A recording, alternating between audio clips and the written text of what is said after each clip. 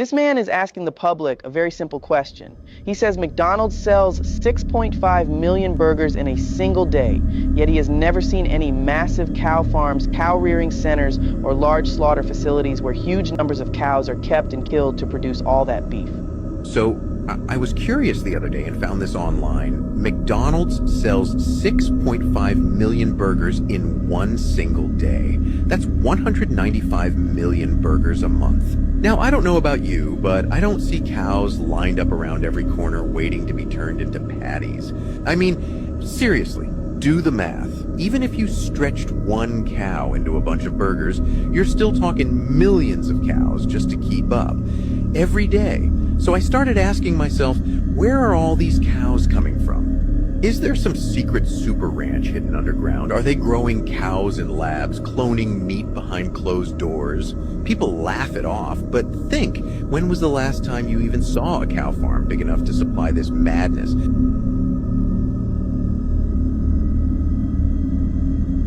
This is the conspiracy theory iceberg. At the top, you've got the more well-known theories like Area 51 and the faked moon landing. But the deeper you go, the crazier it gets. And eventually, you reach a point of no return. Some of the stuff down here is so out there that if you talked about it, people might think you're mentally unstable. Things like inverted humans, or the third hemisphere of the brain. I'm going to dive into each of these darker, more bizarre stories. So, if you're into weird, unexplainable stuff, follow for more, because we're just getting started.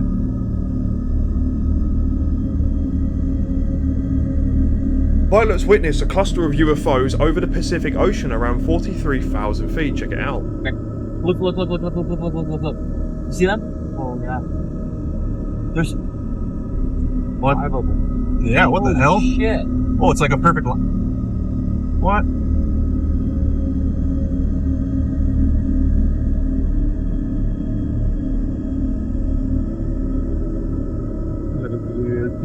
Pilot's witness statement goes like this. So I'm a pilot and this is not the first occurrence of these lights in the sky that I've witnessed flying along the west coast. This video I captured, however, is the best footage I've got so far. The video is from the 20th of November, which is this month, flying over Oakland at around 43,000 foot looking west over the Pacific Ocean. The lights appeared much higher than our altitude, could be military, but Oakland Center said there was no active events in that direction that they know of, right? So again, the 20th of November, and this is around 8:28 p.m, location 100 miles off the west of Oakland, California. Amounts of pilots that are coming forward this year and all kind of reporting their own sort of experiences, and activity has only increased since the start of the year as well, and with more pilots coming forward, and we've had probably about 4 collisions with strange metallic objects on planes this year alone, let alone last year as well. What do you guys think?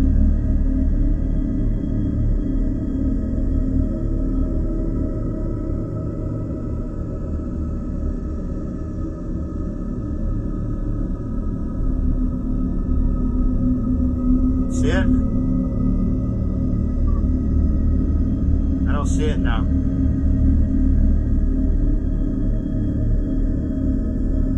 There it is, I got it. I got it. And it's gone again. I got it.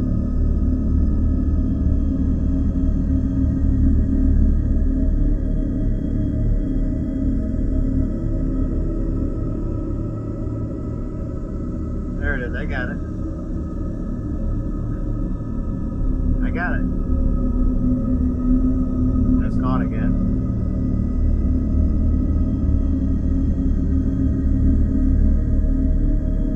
The time I saw the craft, large disc flying saucer, typical flying saucer, even that I basically put out of my mind thinking, well, this obviously is a creation of the government, some sort of advanced type of flying vehicle, maybe an advanced fighter of the future, and this explains all those crazy flying saucer stories.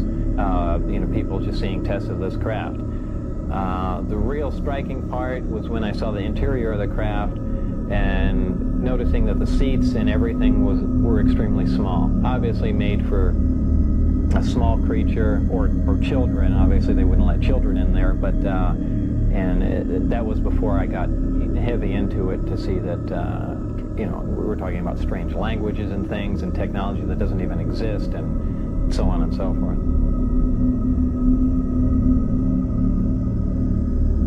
With the Anunnaki, there's a lot of depictions of them that have been left behind, fortunately for us. So we can see that they were really big people. They were mighty men. If you look at even Gilgamesh, for example, who was only half Anunnaki, every time you see a depiction of him, he's holding a full-grown male lion in his arms with one arm. He's yoking a lion, and he's standing up, and the lion's feet aren't even close to the ground. He was known as a big, big man. They called him a hero of old. They called him a savant. And so some of these beings, according to the estimates, could have been as much as 15, 20 feet tall. Real big people, massive people. Over time and through mating with humans, they began to get smaller. They said, let us make man in our image. That made it into the biblical text. It originates in the tablets. So they're making us in their image. They cultivated us to look like them. Not that we actually are a replica of them, but the similarities are striking. In other words, you can always tell the slight difference. Even in biblical texts, they have the Anak, that's the Anunnaki. It says in their eyes, we were grasshoppers in their eyesight in the Bible. So we're talking about big people. Comment, like, follow, and share for more forbidden knowledge.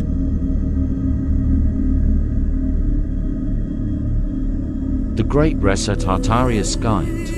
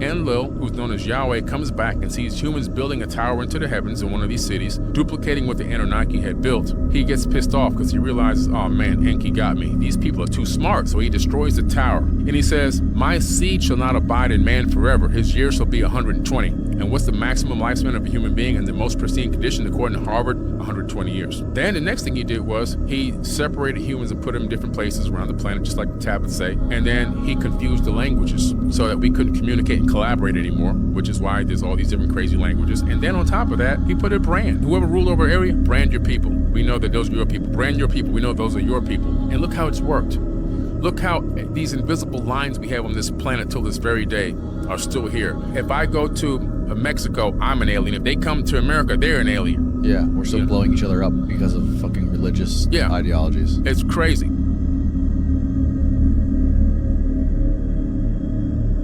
What was hidden was greater, forbidden knowledge. The ancient world fair called the New Dawn. If you, dear follower, do not know what the New Dawn exhibition or the World Exhibition is, I will tell you about it. It is a very old exhibition, as the exhibition was established 300 years ago. It is a traveling exhibition every year in a different country. It was a global event such as the World Football Championship and international competitions, but in science only, and it was all his mother brings out her discovered knowledge to the public, and people, scientists, and the press come and watch it. Then the First and Second World War broke out, and almost everything disappeared, and each nation began to hide its knowledge from the other nation.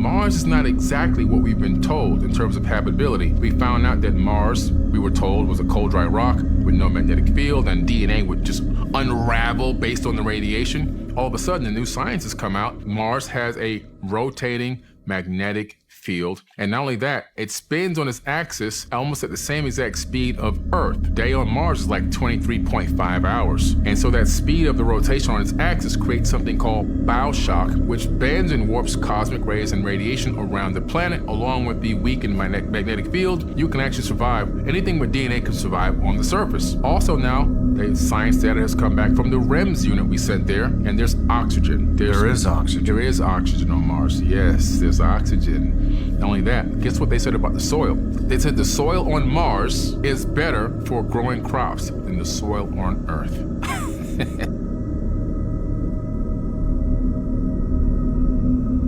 The energy globally has just shifted, and we're living in the middle of a real-life sci-fi movie right now. A video of a UFO which deflected a Hellfire missile was revealed at Congress and shocked everyone there. NASA came forward and revealed the best signs of life they've ever found on Mars. And 3i Atlas is on a rapid approach into our solar system. And the anomalies with this object keep stacking up, and it gets stranger and stranger every day, and we're learning something new. People are saying it's a comet, people are saying it's an alien ship, people are just saying it's a bit of debris, others are just completely clueless about what's going on. And I feel like we're in the middle of the movie Don't Look Up, where there's like two low-level astronomers going around trying to warn everyone of something coming on the horizon. And I can't help but feel that something is on the horizon, whatever that is. I feel like there's a massive change and a big shift that's going to happen individually and globally. I mean, alongside that, with the increase of UFO activity, the UFO activity that is happening globally right now is at the highest we've ever seen, and it's daily, multiple times a day. People are seeing stuff, reporting stuff of just strange things happening in and around our planet. So is this something linked that's happening with NASA, to do with the Congress meetings, the whistleblowers, to 3i Atlas? Is there something really happening and about to manifest itself? Because what I'm feeling at the moment is, I feel like every single one of us has to kind of get right with ourselves, because something that's on the horizon, there's a major change that's going to happen, and I think it's going to sweep a lot of people off their feet if you're not prepared for it. We need to get right with ourselves and get right globally, man, because there's something around the corner.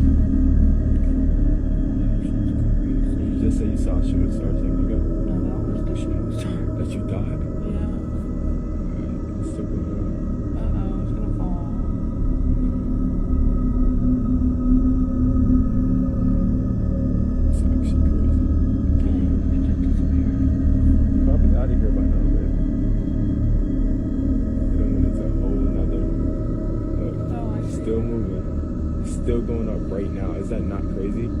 You see it moving? Yeah. What the fuck is that? What is that? Baby, am I high, bro? No. I'm scared. It looks like it's going down. What the fuck is that? It looks like it's going down. Bro, please tell me I'm high, bro. Like, am I high?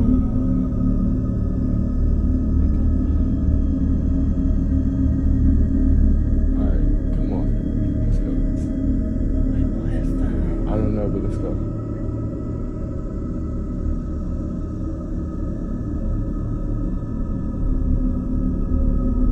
Freemasonry were given knowledge by the giants before us. Oh, now you see the hidden hand passed down to those with the secret knowledge.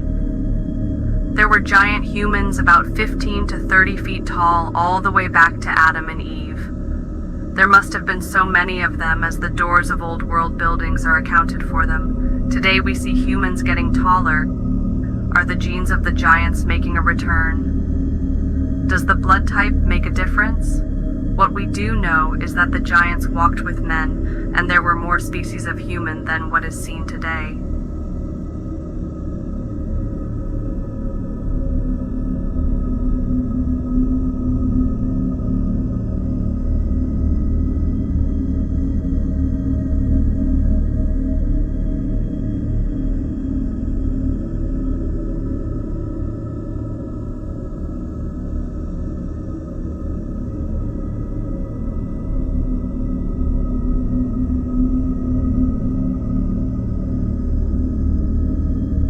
They turned the ether grid against itself, hijacked the spiky fields, triggered a resonance collapse. Stone became liquid, mountains bled, the ground rose and swallowed whole cities. That's what the mud was. Not sediment, not flood water, resonance fallout from a frequency war. Tartarian cities weren't primitive. They were powered by resonant architecture, buildings designed to generate and receive frequency. Domes, antennas, star forts, giant tuning forks disguised as monuments.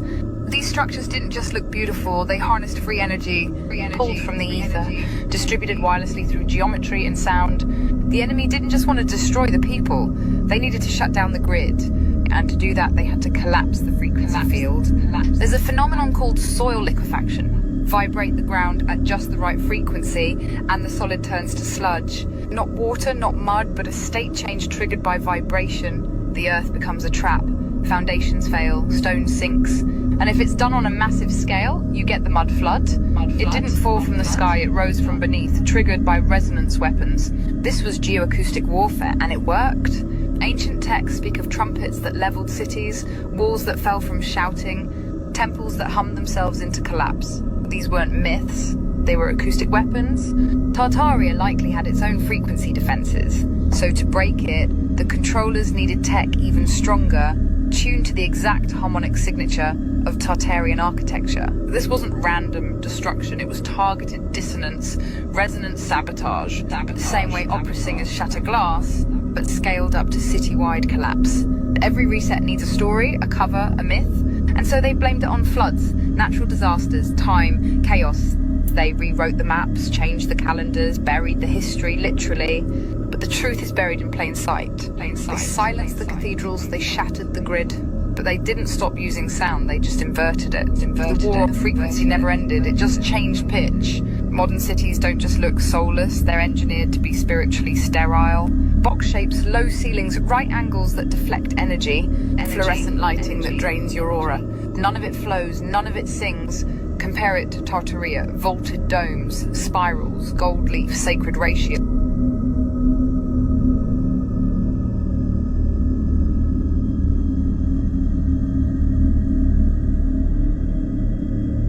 Most people will never be able to zoom into the sun this close because it costs about a $40,000 setup with the lenses and fancy camera. This is not AI, this is the sun. Now, some will call it solar flares. All I know is this thing looks like a freaking organism. And if they're lying about the moon landing, if they're lying about space, if they're lying about the nature of our reality, then you can also imagine we may have been lied to about the sun. This is footage of the sun with a whole bunch of basically sunglasses on the freaking lens of the camera to be able to see it in detail. A ball of gas and fire, I'm not sure. It actually looks like a molecule or some type of organism with a microscope. And I don't think that this is 93 million miles away either.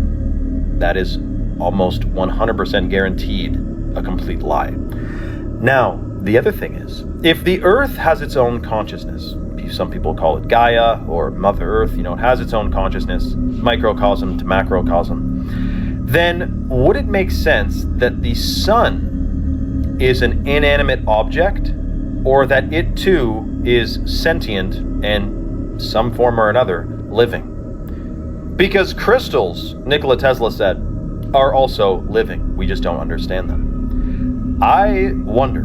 All I know is a ball of fire, I don't know, maybe it's pure light, perhaps it's a portal. Remember, you got to unlearn all the things you think you learned. Look at this frickin' thing, man. That's the sun.